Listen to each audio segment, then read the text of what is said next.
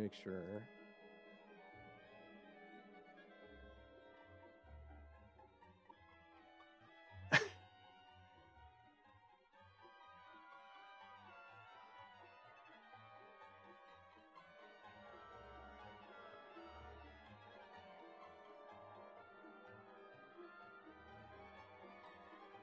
Yeah. There we go. I've got the right stream now. Okay, so first off, we'll start off looking at our art history timeline that we've got here, which is we've got a big gap in the middle here. Mostly we focused our time on Baroque artists a lot, and then we talked a little bit about modern artists. And then we did that big joke episode about trim. But yeah. That was one of the funnest episodes we've done. So all right, looks like I'm good to go now on my channel. I don't know, Discord, and it just, I don't know what the fuck happened there. It just choked out on me. Okay, we're back. We're good. All right. So first off, the art history timeline, as we've seen here, we actually started off a little backwards because we started with Repin, and then we went backwards to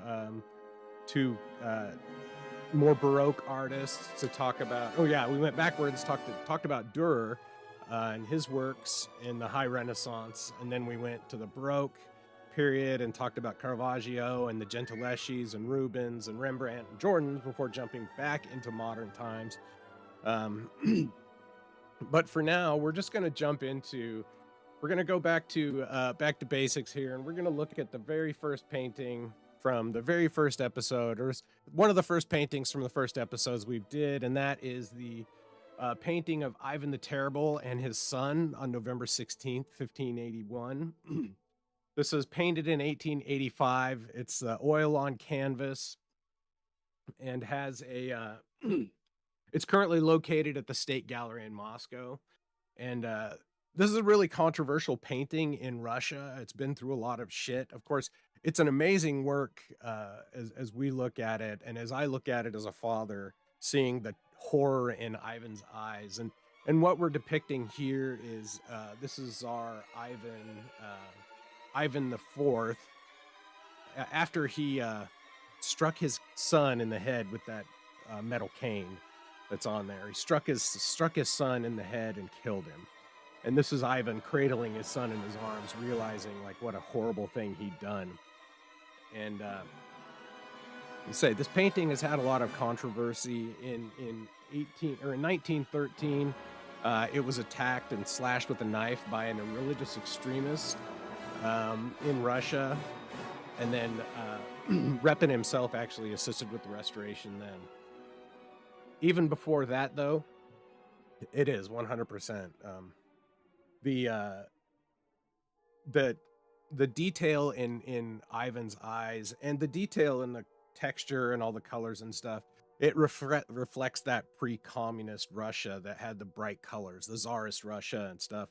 A lot like his other works that had the pre-Tsarist, like the Cossacks and that stuff. All the people have really bright, colorful clothes, which was something from Tsarist Russia, pre-communist Russia, before communism sucked the life out of everybody and everything there.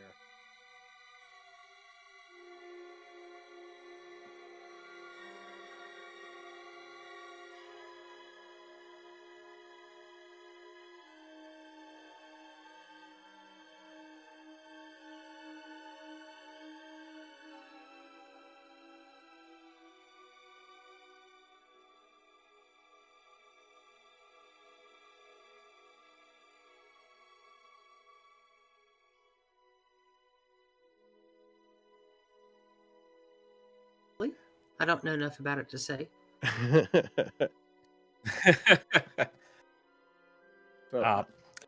It's also something to reference, because we covered Caravaggio and the use of dark and light differently with him. You can see that influence still carrying on in this work as well. Very, very influential time periods that spread across multiple artists. So, a lot of Baroque influence in this, I would say. Yeah, that dark Tenebrinism, is that what? the chiaroscuro. Tenebris. Yeah, yeah. Yeah, I can't talk.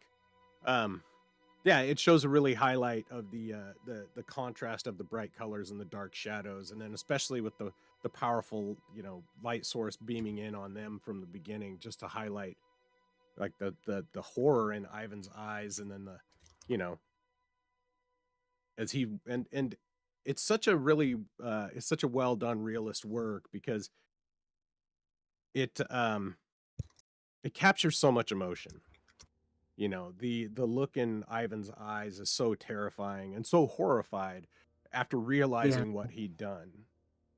Um, so this painting was also banned by the Tsar at the time, which was one of the first times in Russia that there was state-sponsored art censorship.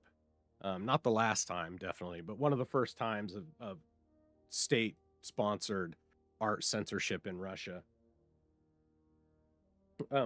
More recently, in 2018, this painting was actually attacked again. Someone smashed the glass on it with a metal pole. And this was Really? yeah. This was at the fucking museum in Moscow too. So it's like somebody just came in and smashed the glass on it and ended up doing quite a bit of damage to the painting, but it has since been restored. It's been so controversial because it's a commentary on kind of the tyranny of the czars and the lack of forethought that went into a lot of their decisions. And the most recent attack was because that person felt that it didn't accurately represent Russian history. So, which is a little weird. That's strange, because a single painting doesn't represent the entirety of history. No. It's like it's commentary on a particular time, and especially that particular event with Ivan. Yeah, absolutely. And you know, it's more of a historical work, and it is part of Russia's history. Like, this story is part of Russia's history. It did happen. And whether Repin was trying to make a commentary on the current czar or not, he was accurately representing Russian art or Russian history, which was really his goal. And a lot of the realist goals is to accurately represent history so that people don't forget their history, but also to share their culture. So now we've got that one out of the way. I'm getting less flustered now because my tech shit got figured out. We'll just jump over to the next one. The next painting or artwork we talked about, which was, this is Melancholia 1, if I can get it to load all the way. Melancholia 1 by Albrecht Dürer, done in 1514, and this is a copper engraving. So this is actually a print of what you're seeing. That's the, of course, they take the, he engraves it into the thing and then, or into the copper plate, and then makes a bunch of pressings of it. And this is just one of the many pressings. And this is the second of what's called his master engravings. And, of course, you can see the themes in here. Dürer liked to layer meaning into his stuff. In fact, a lot of that high Renaissance art is filled with esotericism and numerology, stuff like that. They were just kind of, it's like edgy boy kind of experimenting with that stuff back then. They were just learning about it. But also it is a tie back to spirituality that we have lost in the modern age. So as we can see, this is with the compass in the angel's lap, representing more of the mathematics, the sphere at the on the ground. There's just a lot of stuff in here. The focus of it is the frustration at the limits of reason and art. Of course, that's kind of something that goes along with esoteric thought, is that they are believing in something deeper, or trying to uncover something deeper. Whether it's there or not, they're still trying to work to uncover a hidden meaning and a hidden truth. So outside of all the weird stuff in here, there's or the, you know, the weird meaning and whatnot, or the allegory. There's a lot of amazing detail that's put into this, considering how small it is, because it's not huge. It's about the size of a sheet of paper, because that's what they would press on it. They would get like, just a regular standard, I don't think it was quite an 8.5 by 11, but it was a very similar size sheet, and that's what they would press, and then they would sell the printings or the engravings. One of the things, and we saw this in his in a lot of his other work, is how he included his home in his home city as the landscape in the background. And considering this is a copper engraving, the very fine detail on there is really impressive to me. Yeah, engraving work is some intricate art. The only etching I ever did in art classes was just scratching on these little plastic sheets or these plastic planks to print out sheets, and just doing something really basic took me like a week and a half. It's a lot of work. Something this intricate, I can't tell how many hours must have gone into this. This is a labor of love. Look how intricate this is. Yeah, absolutely. And for me personally, what I find the most amazing is what he was carving with the engraving is the inverse of what we're actually seeing, and to be able to visualize that is something I definitely could not do. And to have that level of detail, even with the sun rays and the little bat. Yeah, the bat holding the Melancholia in the back there. Like the sun rays themselves, the sun and everything, and is such a it's so intricate, and the amount of detail that he was able to get into a little copper plate, it's so amazing. And that is, to me, one of the most impressive things about it. Not just that, not the theme is really interesting and impressive, and there's a lot of great allegorical stuff in it, but the fact that he could do it in general is so amazing. And it's really, I think, it's a masterful work, and it's an art that I don't know if it's necessarily lost. There are still people doing engraving today, but it's not as widely embraced, of course, because we have CNCs, we have 3D printers, we have AI, we have all that shit to do to supplant all of this stuff. And let's see, this is the Melancholia 1 is a reference to 3 types of melancholy described by Cornelius Agrippa in one of his works. And it's the melancholy of artist and intellect, which ruled by Saturn, is the note I have here. And then the melancholy of the active person, and then the melancholy of the contemplative. So people who think too much or think too deeply, often suffer melancholy. They suffer ennui and frustration. And then, active people, they suffer melancholy because they reach the end of their physical limits. And then, of course, the artist and intellect, which is really what he was going for here. It's really just showing the limits of human knowledge and the limits of art as he felt it. So, with that, we're going to jump relatable over, right? We'll jump into the next one, which is, this is where we jumped forward to Caravaggio. So let me reload this here. This is Judith beheading Holofernes. Oh, I've seen this before. Yeah, this is a beautiful painting. It's really a fantastic work. And of course, it is based on Judith 13, book 13. No, chapter 13, verse 7 and 8.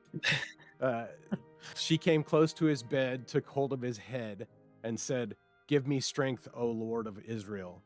So, of course, for those not familiar, this is the story of Judith, who was queen of Judea, as they were being besieged by Holofernes, who was the king of, where was he from, Bleach? You remember? Oh, you had to ask at this time, didn't I know. you? Come back to me in 30 seconds. I'll get it. So yeah, he was dispatched by Nebuchadnezzar to take vengeance on Israel. And the story goes is that Judith... Assyrian. Okay, yeah, Assyria. That's right. He was an Assyrian general. That's right. Coming from Assyria to wipe out Israel. So Judith seduced Holofernes while he was besieging the city, got him drunk, and then cut his head off. And that's what we're seeing here. And this led to his army's eventual defeat. And Judith is hailed as a hero, the hero of Judea for doing this. Now, of course, I talked about. Well, she held that title for a long time. Too bad Trump has it now.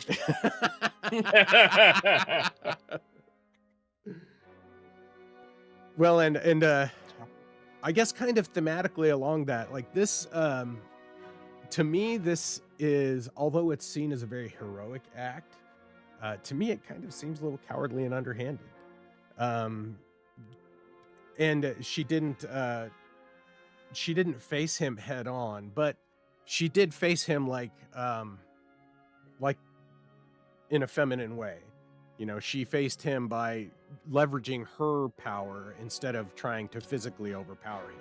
She got him drunk. She seduced him. She played on his weaknesses to take advantage of him. Now, again, whether that's honorable or not is a totally different discussion. I personally don't think that's super honorable. And by extension, I think it really talks about the wider issue of Judea. But we're not going to get into that. It's a little more political than we want to talk about. That's definitely a different version of Autist Circle right there. Yeah. And this was painted in 1599 while Caravaggio was in Rome. It is 57 by 77 inches. Ooh, that's a big boy. Yeah, it's a good sized painting. A lot of Caravaggio's works were really good sized, which I think is awesome because it means they take up more presence. And especially with the way he did his work, where you have to face the people in his work. The darkness in the background, which is of course key to Caravaggio's work, forces you to engage with the actual people and the subject matter. Now, of course, there's a lot of action in here with the with the blood spurting. And then one thing that sticks out more among like all the other versions of Judith beheading Holofernes, which we'll talk about a couple extra throughout this, but the one thing that I really like the most about this is his maid Abra, or Judith's maid Abra, the old lady looking on intently with this really, she's got a very intense look on her face, and the way that she has been painted by Caravaggio with the highlights and the markings of her face give her, I think, a very kind of relatable depth, like a spiteful old lady. You know, we would understand. We understand why she is so intense, because this is a really intense action. And at the same time, Judith's face is somewhat detached, and she looks, she's not enjoying this, but she looks very, I would say, pensive, and she has great concentration, as you would need when you're chopping a fucking guy's head off. So, well, yeah. She's probably trying to make sure she's, getting in between the vertebrae. Yeah. But another thing is how Caravaggio has painted her with erect nipples, showing that it's kind of an erotic action, obviously, and that she is not wholly disgusted by this, is that she is somewhat engaged by it as well.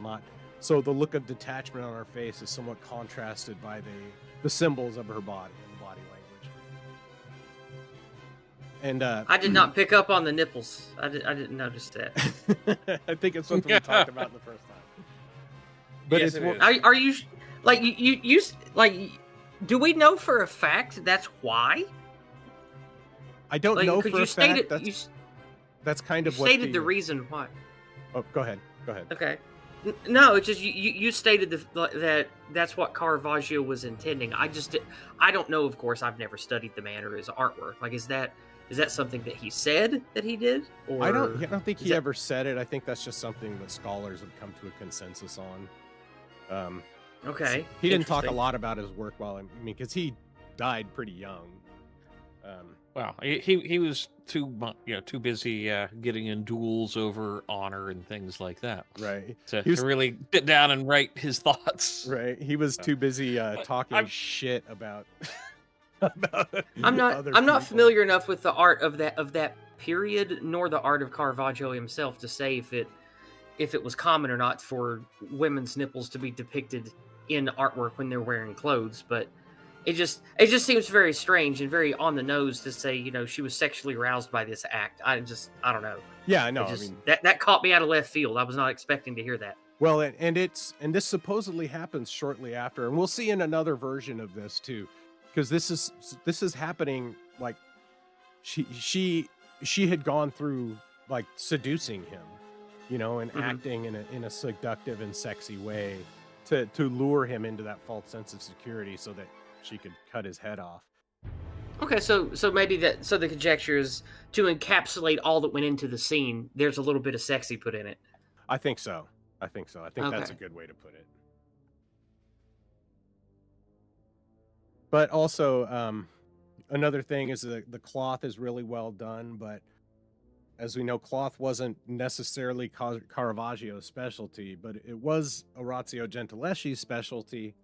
And so we'll jump over to his painting of Judith with her maidservant with the head of Holofernes.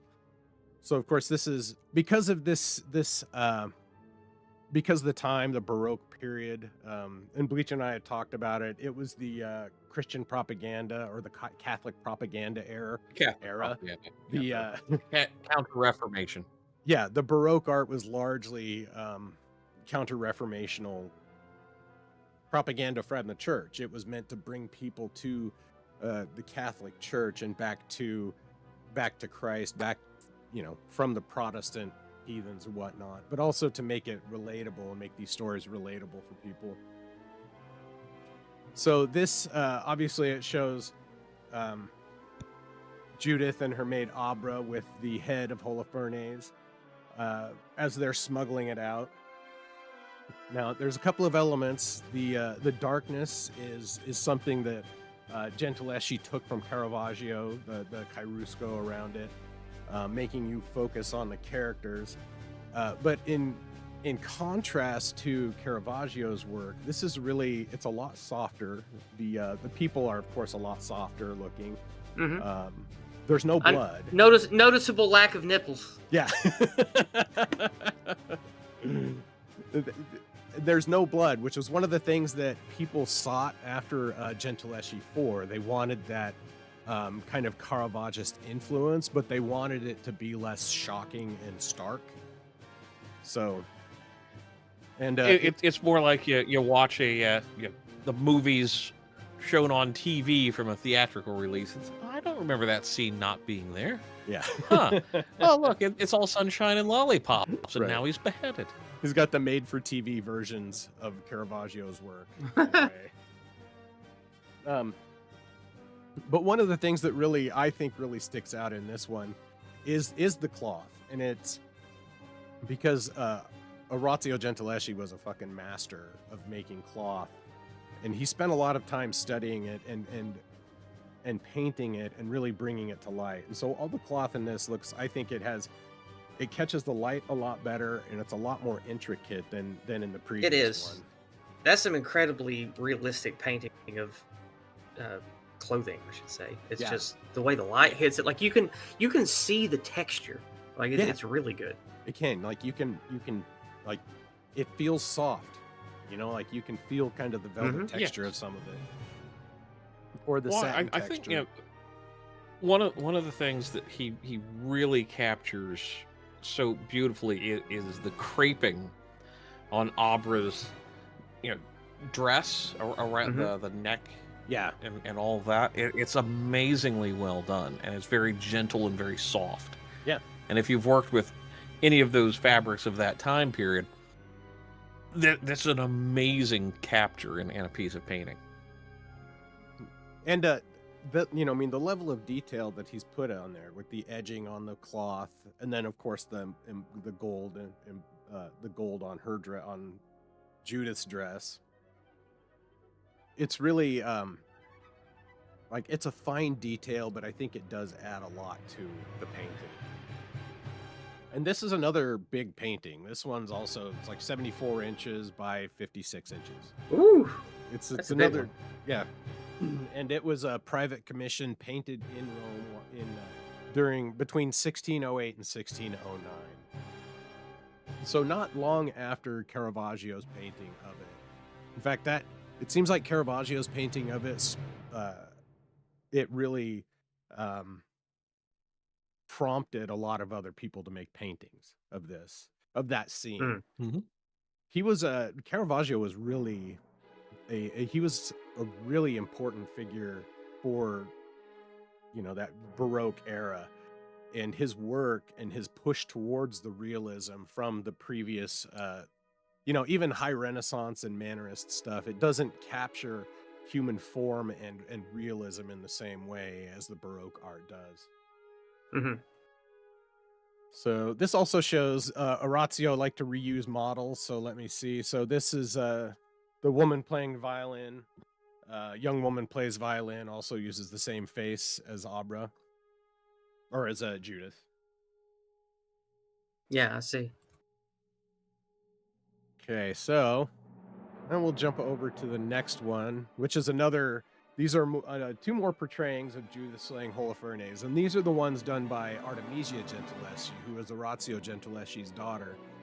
She's a very accomplished artist, and this first painting, so in 1610, she went through she was raped by a guy and went through a trial for the rape, through which she was tortured, because that's how they did shit back then.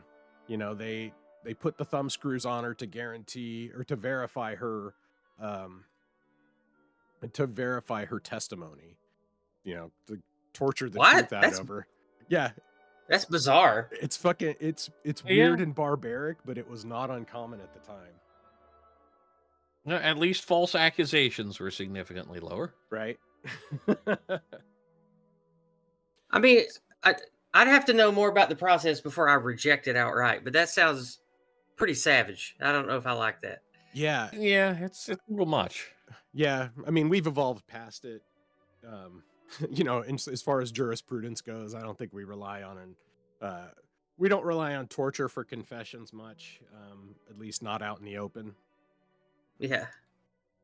So this one was painted. It was painted after the trial, shortly after the trial in Rome, and it it was uncommissioned. So she painted this on her own, and it shows.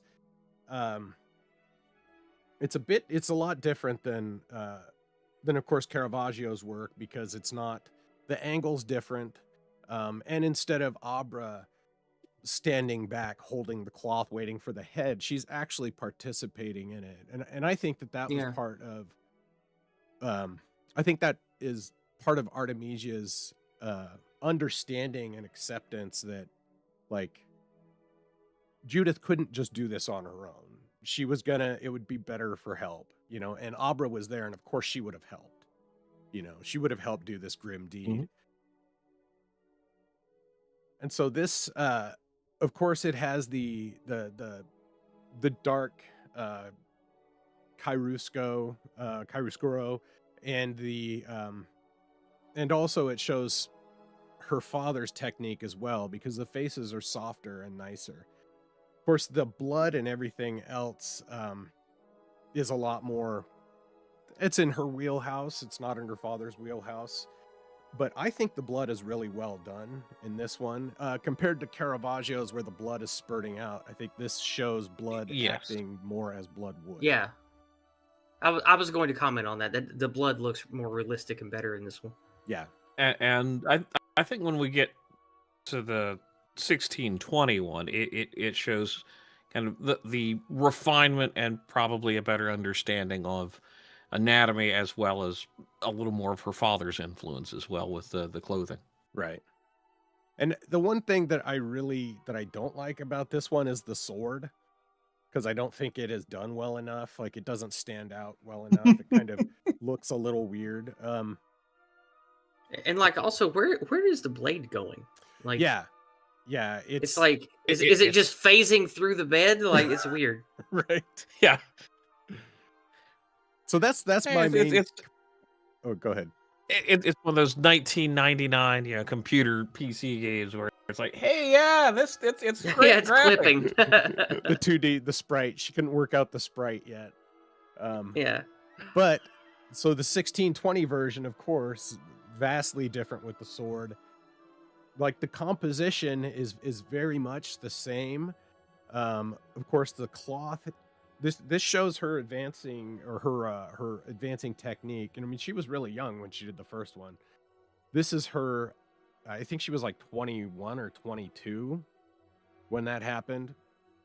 The first one, and she's much older now. It's 1620. She's getting close to her late, or she's in her late 20s now, and has been painting for a long time, painting professionally for a long time.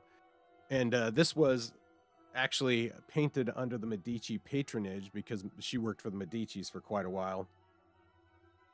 Both of these paintings are big. The first one is 62 and a half inches by 50 inches, and this one is 78 inches by 64 inches. So they're both large paintings, and I feel like this one shows, of course, the sword is much better in this one. The blade is well done. The cloth, she's taken her father's teachings and applied it to make the cloth really part of the scene. And if you really start looking into it, the light and everything, the way it plays off the cloth, I think is really amazing. The blood is pooled differently, plus there is a bit of a spurt. Yes, that's go ahead. Even if you look on Judith's cleavage, there's splatter of blood there. Yeah, just to show the brutality of it. Yeah, and I think Artemisia did a really good job of capturing that, capturing the act of it happening, with him fighting against. He's fighting against Abra while Judith holds him down and cuts his head off. It's too late. There's a lot of really cool small details in it, though, like her bracelet on her arm. And it does. You can see blood splattered all over. There's blood splattered on her dress, up on her chest. There's blood splattering onto her arm. I also think that the stark light and dark with the highlighting really makes this painting pop. It's the first thing I noticed about it. Yeah. Well, and also changing the blankets to the red instead of the kind of a deep navy blue or royal blue, just shows kind of a reflection of Imperial Rome, as well as just the true changes in her style and understanding of color, lighting, and all the other things that really make a difference for a maturing artist. Yeah, and and not just a maturing artist too, but also a maturing art world in a way. This technique was kind of revolutionary. Of course, it was Caravaggio that pioneered that dark technique that really forced you to engage more with the subjects themselves and not just the background. Like here, the background is almost meaningless because it's so dark, and it doesn't have to have a lot of meaning into it, because the center point is the focus of the work. They're not trying to hide a bunch of allegory and shit in the background.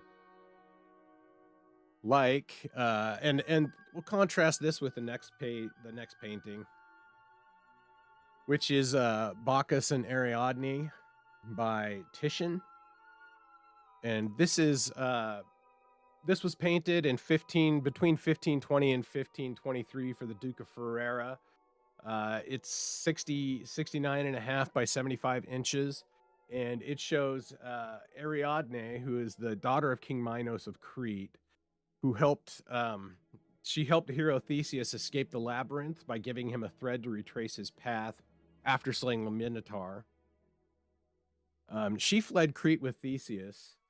When they reached the island of Naxos, he abandoned her while she slept on the shore. So awakening alone and heartbroken. Alone, Ariadne was heartbroken until the god Bacchus, the god of wine and revelry, came up upon her with his wild procession of satyrs and maenads. So Bacchus instantly, he takes a look at Ariadne. Sorry, it's just it sounded funny the way you said maenads. He came upon her with a procession of maenads. Well, they are rather furry.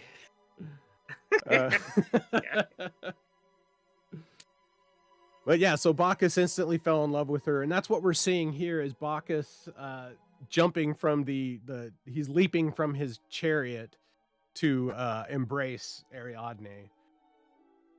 So this was originally commissioned for Raphael to paint, but Raphael died before he finished painting it. And so Titian stepped in and finished the painting. Now, this is the high Renaissance painting. It doesn't have that same darkness that we see. It's a big light painting, very different than the Baroque works. Yeah, definitely. And this one has tons of stuff layered into it, from the satyrs with the hog. There's a satyr with a hog leg, the maenads dancing, and this little satyr dude in the middle he showed up in a lot of Titian's works. So the cheetahs though are something, because this was 1500s Europe. Not everybody had a chance to see a cheetah. It was a rare thing to see a cheetah. But the Duke of Ferrara had some in his personal collection, or had some in his zoo, and that's what they think those were based off of. All right, moving along, we're gonna look at the Hell panel from the Garden of Earthly Delights. Now, of course, we spent a whole episode talking about just this one painting, but just to look at it, it's one of these. Yeah. Yes. And this is a Dali? No. Bosch, this is Hieronymus Bosch. Painted this is a Bosch. Okay. Yeah, painted in the late 1500s, or I mean the early 1500s. Because at a glance, I get Bosch and Dali mixed up because they have a lot of similarities in their presentation. They do. It is not difficult. Yeah. And there's a lot of course, there's lots of symbolism packed into this. Some of my favorites are the pig dressed as a nun, trying to get the guy to sign the contract. The fixed die by the rabbit. Of course, there's the devil depicted as an owl, eating people and then shitting them into a pit. While there's a dude who's dropping coins out of his butt into the pit. Wow. Mm-hmm. Nuts. Yeah. And then the rather infamous butt music. And someone actually there is recordings of the butt music out there. Oh yeah, that's right. People have transcribed the music from here. And as you move up, there's just more and more scenes of meant to be like wild debauchery and punishment and suffering that are the result of wild debauchery. There's birds eating people all over the place in here. There's keys. There's just a lot of stuff that's layered in here that I think really make it's one of the things that makes this painting, like the whole painting, not just this panel, but the whole painting, it's so packed with allegory and so packed with symbols and symbolism and stuff. I think it reflects a lot on the not just on Bosch's personal belief of hell and torment and stuff like that, but on the kind of advertised belief from the church of like the wages of sin and the horrible stuff that's waiting for you if you don't make it.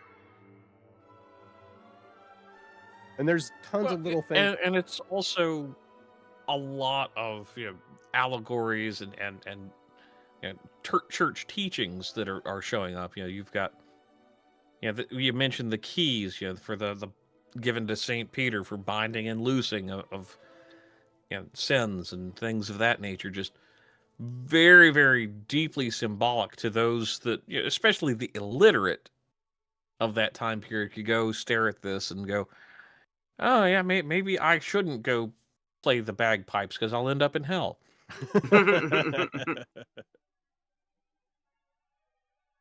And the flaming background is thought to be a reflection of the big fire that happened in his hometown, which it burned down like 4,000 houses and killed tons of people. It was a huge fire. Wow. It was a crazy. Yeah, like I didn't even think there were towns that had that many houses back then, but that's just that's just me being ignorant. Well, people didn't live in holes in the ground. Come on now. Yeah, I know. Well, I think we talked about it before, but you see that very emblematic structure that looks like a Dutch windmill kind of in the back center there. Yeah. So I think that's where a lot of maybe this is his hometown burning came from. That's the because of course he was Dutch. So that's the supposition there. So moving right along, we're going to jump to Judith with the head of Holofernes, and this one was done by Rubens. Okay. This one shows Abra as the older maid. This is not as she's in the act of killing him, but shortly afterwards. Now she has exposed breasts, or the exposed breasts. Oh my God. Which Rubens painted lots of tits, but I think it's kind of meant to show the immediacy of the act after, like, she'd seduced him, like everything was maybe getting a little out of hand. He got drunk and handsy. She chopped his head off. This is a great study of light, and not just the figures and the soft, kind of round people, or not round, but plump and curvaceous people that Rubens was known for painting. But also the great detail that goes into, and his use of light. The scene's illuminated by the single candle held by Judith's wrist, and we can see where the light is excluded because of her arm, where it's not going past her. It's highlighting her left, her left boob. And then excuse me, the proper term is chesticle. Chesticle, okay? Yeah, sorry. And of course, again, the darkness shows how much of Caravaggio's influence was in there. And speaking of the darkness, we'll hop over to the Night's Watch here by Rembrandt. This is a gigantic fucking painting. It's 11 feet by 11 feet. Commissioned in 1639 by Captain France Bennet Koch for his civil militia. It was completed in 1642. And it highlights, Rembrandt's use of light and his ability to capture characters and capture a big scene, which was something that he was really sought after for.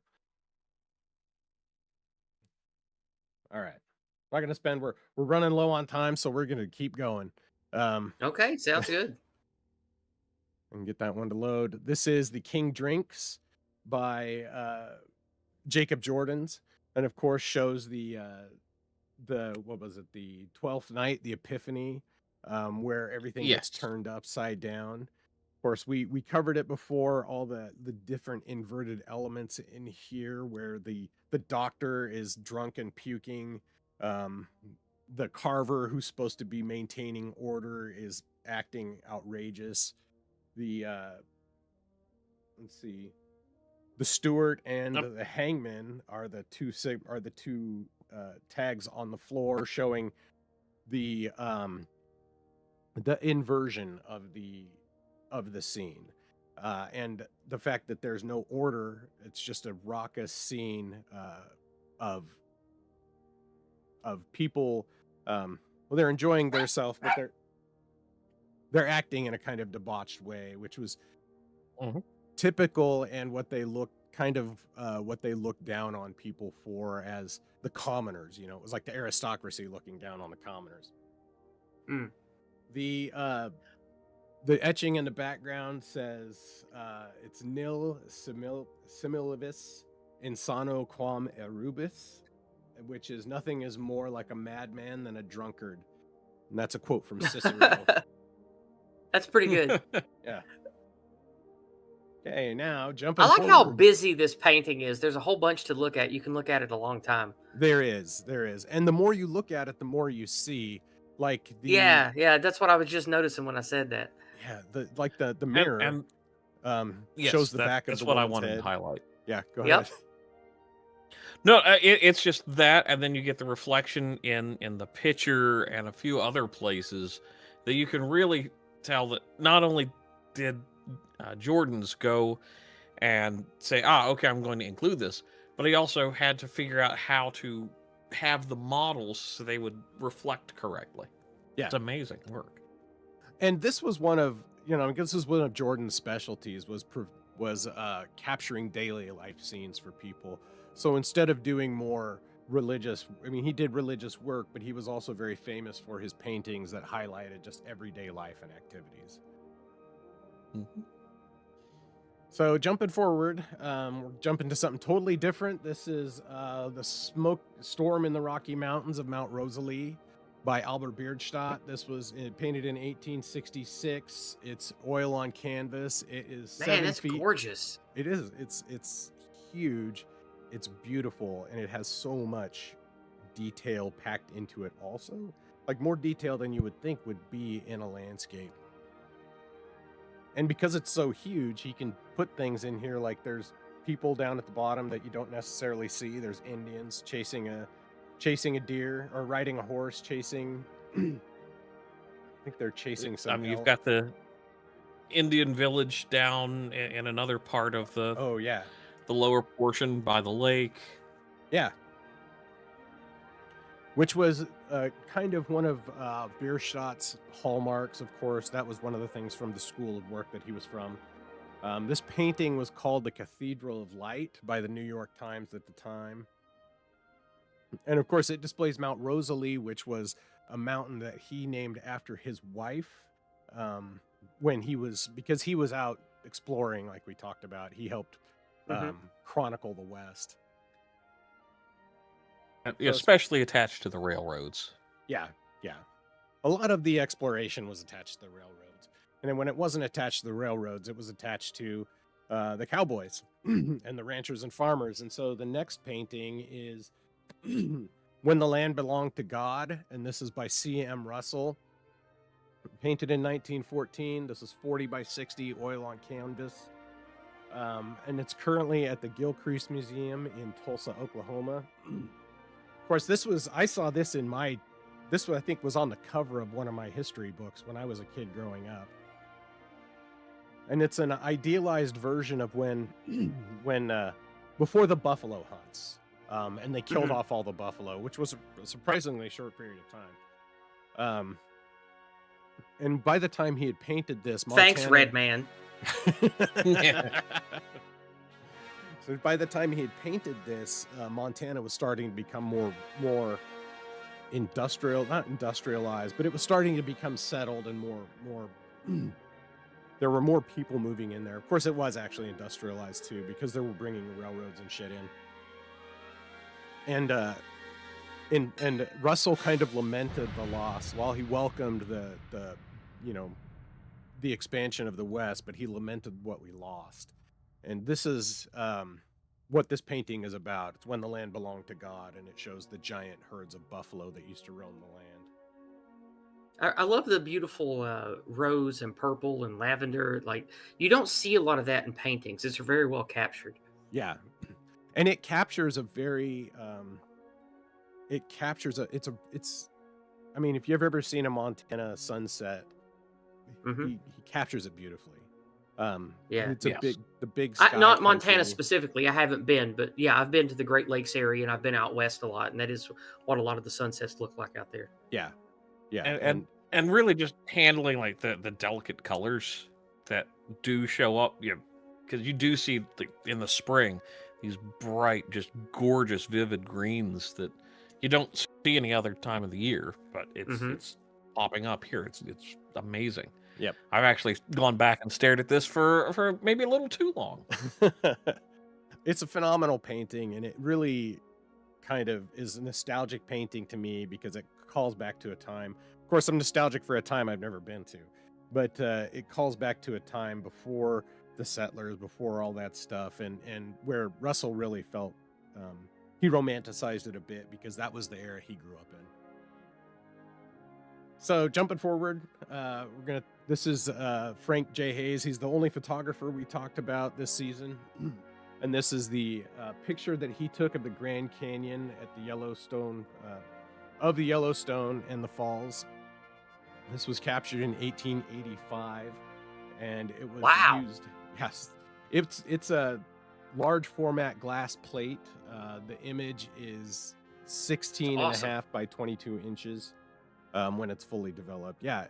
And one of the things that I really like about this is that you can see at the bottom of the painting in the middle, that's the outcropping that he's standing on to take that painting or take that picture.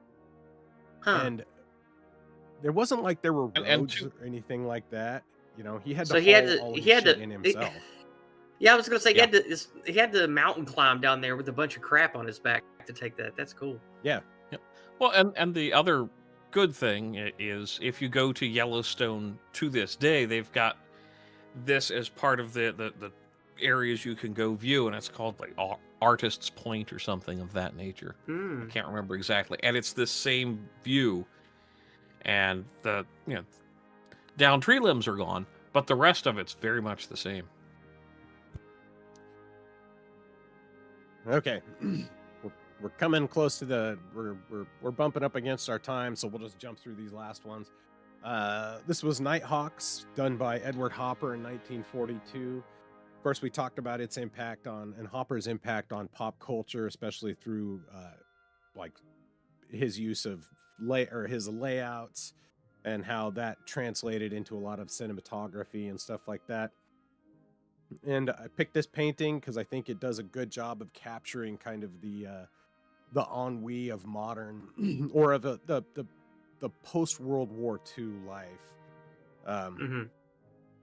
in the the vast urban hellscapes that kind of popped up then.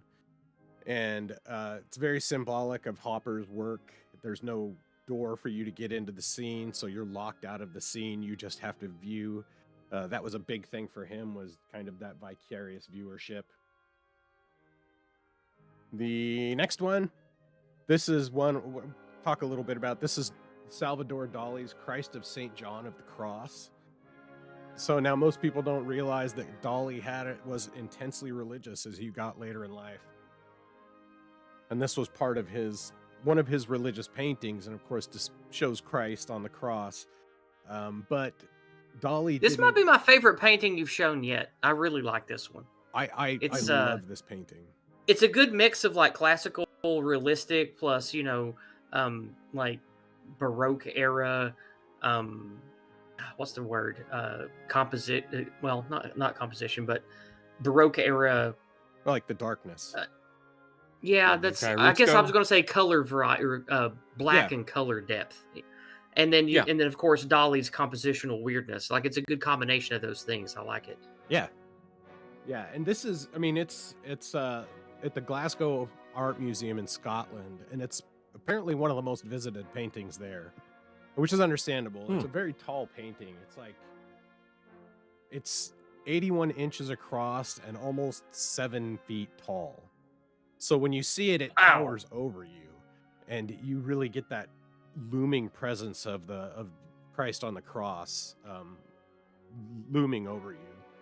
And of course, Dali didn't there's no blood, there's no thorns or anything like that, because Dali felt that like suffering really detracted from the message of Christ's sacrifice. And that and so he often depicted in his depictions of Christ, he always depicted him as perfect, unscratched, unscathed, because that's how he felt about Jesus. Cool. Okay. Next one, Christina's World by Andrew Wyeth.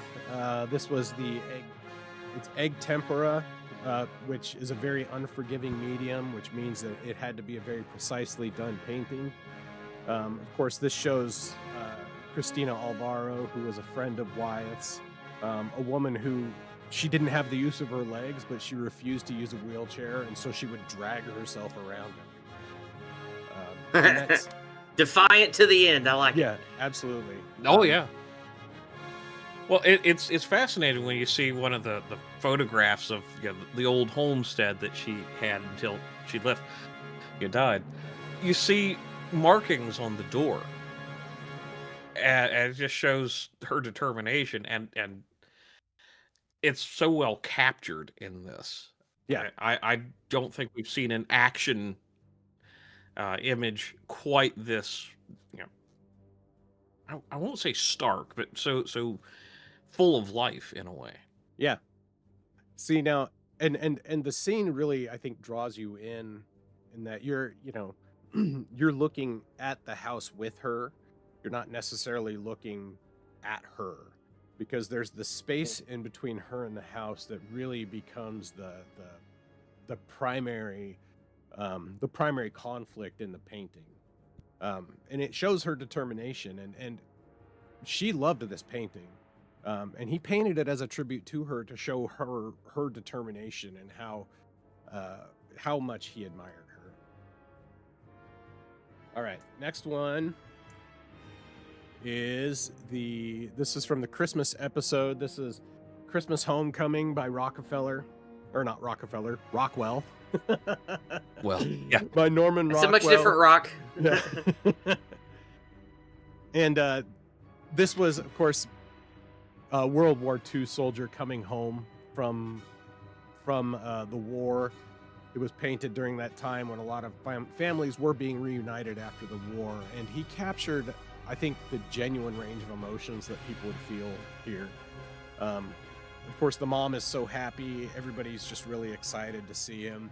And then there's Rockwell's self-insert, where he's dignified and restrained and very proud of what he's showing, or what he's proud of his son coming home. No, I really like this one. It's one of Rockwell's. Rockwell did a lot of really powerful works, but I feel like this one does such a good job of explaining the feeling at the time of the soldiers coming home, of people being reunited, of families coming together, especially during Christmas time, which is what this is meant to be, and it was part of our Christmas episode.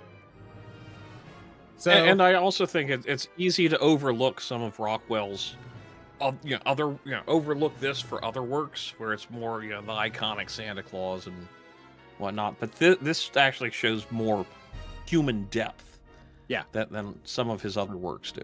A lot more of it's very commercial feeling. Right.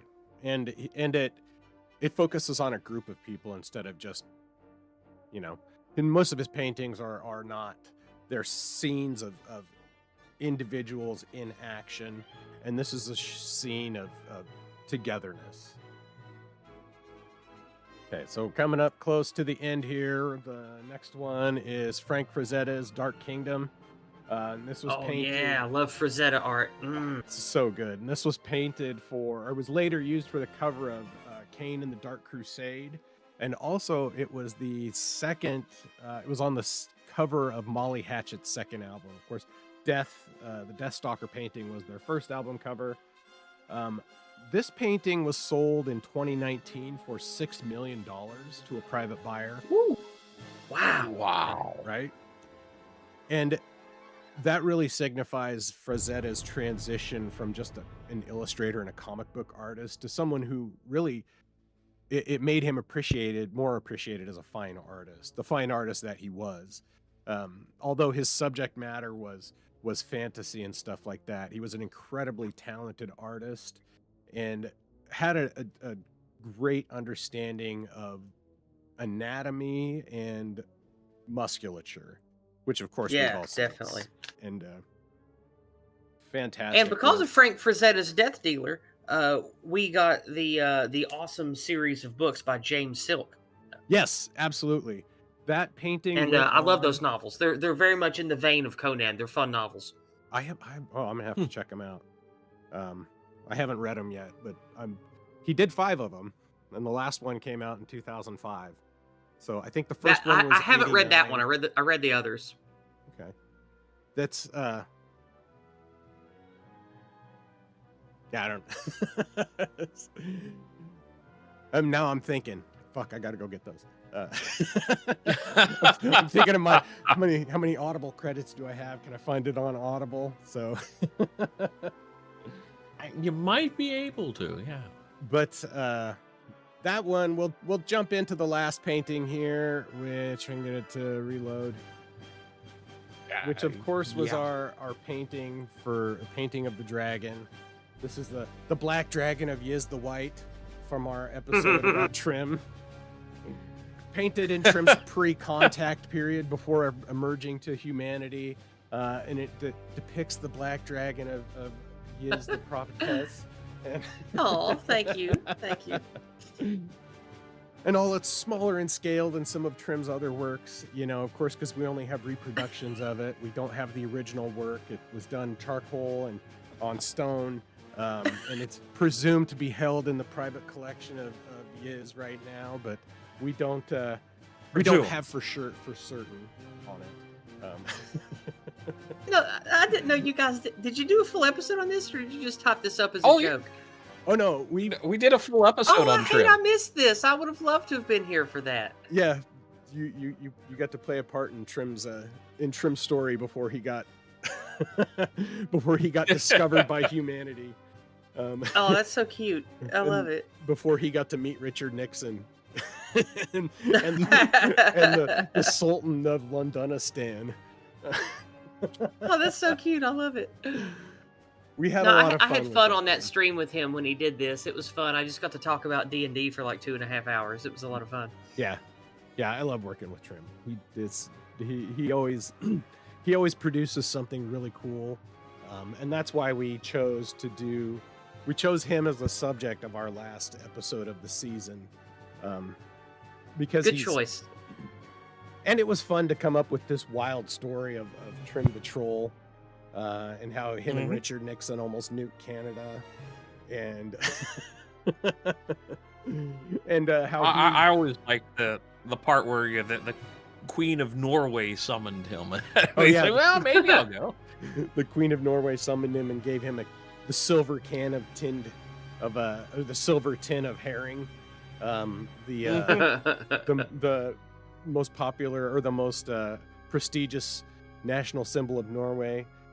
Similarly, the Sultan of Londonistan gave him the vaunted golden goat, which was Londonistan's highest honor. Jeez. Yeah, it was ridiculous. It was hard to keep a straight face through that. I bet. I had to read most everything because if I started ad-libbing, I was going to start laughing. So...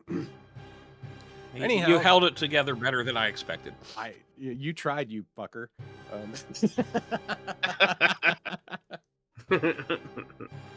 And so that is our final work. We did go over a little, but I'll blame technical difficulties at the beginning before OBS decided to start acting right. But yeah, those were our 19 works from the season for this season of Autist Circle. Next, I think we're gonna I don't know if we're doing next week or not. I haven't decided if we do next week or take a week off. We'll discuss that. Yeah, we'll talk about that later. But next season we're gonna start with Raphael, and we're gonna move on our way on up. We'll cover artists like Gustave Moreau, H.R. Geiger, and Gustav Klimt also. We're going to talk about Art Nouveau. We're going to talk about symbolism. We're going to talk about realism. We've got Caspar David Friedrich in there to talk about the romanticism and romantic period. So we're gonna cover a lot more in the next season, and I hope for you guys to join us then. So Indeed. Yeah, it's been a lot of fun, and Yiz, you've got a standing invite if you would like to come in at any point with any of these. Appreciate that. Thank you very much. Just keep me in the loop. I talk to Dave quite a bit. You're welcome to message me whenever you like as well, Bleach. Thank you. Awesome. All right. Well, that's been season 1 of the Autist Circle, folks. Thanks for coming out. Yeah, it's been a wild ride and a little bit of an unexpected project, but it's been a lot of fun. It has. Well, And the little I've listened, I've certainly enjoyed it. I hope you guys continue enjoying creating these streams. They're quite lovely. thank you. And with that, we will transition out. I will see you folks later.